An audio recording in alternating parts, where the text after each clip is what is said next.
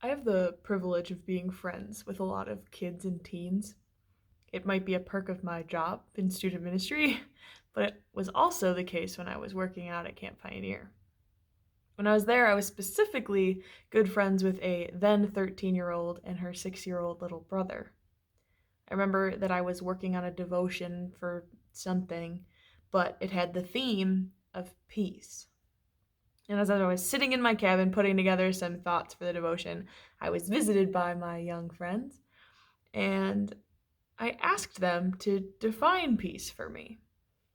The 13-year-old talked about a sense of calmness, sort of like taking a sigh of relief. It's a great image, that deep breath you get to take after a long day or after completing a project, that it really does bring a sense of peace that just washes over you. The 6-year-old's response was a little bit different and actually confused me at first. But he defined peace as God's love. I remember staring at him blankly for a long moment, asking him to explain himself further. He repeated, God's love, sharing God's love.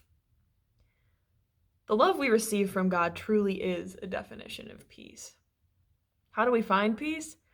Through God's love. How is a sense of peace even a possibility for us to feel? Because of God's never-ending love for us. At Christmas, we are reminded even more so of this love as we celebrate the birth of Jesus, who is the Prince of Peace, and the biggest gift of love from God. He's literally called the Prince of Peace because he stands as the leader of peace, and even in his death, he offers peace to others by saying, "Peace I leave with you. My peace I give to you." And after his resurrection, he comes back and stands among his disciples saying, "Peace be with you."